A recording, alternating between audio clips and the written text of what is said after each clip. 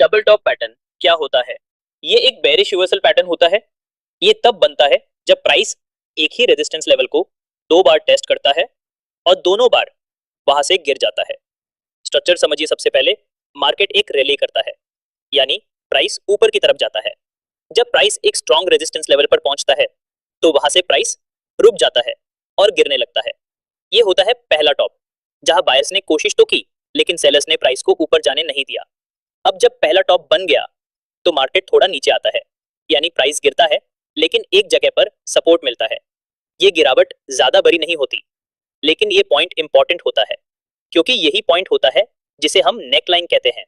फिर से मार्केट थोड़ा ऊपर चढ़ने लगता है और वहीं पहले वाले रेजिस्टेंस लेवल के पास पहुंचता है, यानी जहां पहला टॉप बना था। मार्केट फिर वहीं पहुंचता है और फिर से वहां से गिरता है। ये होता है दूसरा टॉप। ये सिग्नल देता है कि बायर्स ने दोबारा कोशिश की लेकिन सेलर्स ने फिर से उन्हें हराया, यानी रेजिस्टेंस जोन ने दो बार काम किया। अब जब दूसरी बार प्राइस नीचे गिरता है और अगर वो उस लेवल को तोड़ देता है जहां पहले पुलबैक में सपोर्ट मिला था, तो हम कहते हैं नेक लाइन ब्रेक हो गया। ये सबसे इंपॉर्टेंट सिग्नल होता है क्योंकि ये बताता है कि अब बायर्स के पास ताकत नहीं बची और सेलर्स ने फुल कंट्रोल ले लिया है। ये होता है ब्रेकडाउन कंफर्मेशन और इसी पॉइंट के बाद हम ट्रेड कंसीडर करते हैं। ये चार स्टेप्स मिलकर बनाते हैं कंप्लीट डबल टॉप पैटर्न, जो मार्केट में रिवर्सल का पावरफुल इंडिकेटर होता है। अगर आप इन 4 स्टेप्स को चार्ट पर क्लियरली देख पाते हो तो आप एक strong bearish trade setup identify कर सकते हो। चलिए एक एग्जांपल से समझते हैं। निफ्टी एक दिन 25,000 पे गया, वहां से गिर के आया 24,000 तक। नेक्स्ट डे फिर गया 25,000 तक, लेकिन फिर वापस गिरा और जब 24,000 का लेवल तोड़ दिया तो सिग्नल क्लियर था, बायर्स थक चुके हैं और सेलर्स ने कंट्रोल ले लिया है। इसके बाद मार्केट में तेजी से गिरावट आई।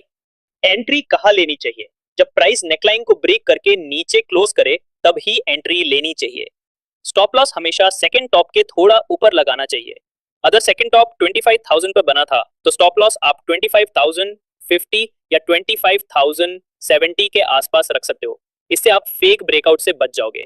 टारगेट सिंपल है, टॉप और नेकलाइन के बीच का जो डिस्टेंस है वही आपका टारगेट होता है। एग्जाम्पल, टॉप इक्वल टू 25,000 है, नेकलाइन 24,000 है, तो डिफरेंस हुआ 1,000 पॉइंट्स। तो ब्रेक डाउन के बाद target equal to 24,000 minus 1,000 equal to 23,000। ध्यान रखें, कई लोग बिना नेकलाइन ब्रेक के ही शॉर्ट कर लेते हैं, मतलब अर्ली एंट्री ले लेते हैं।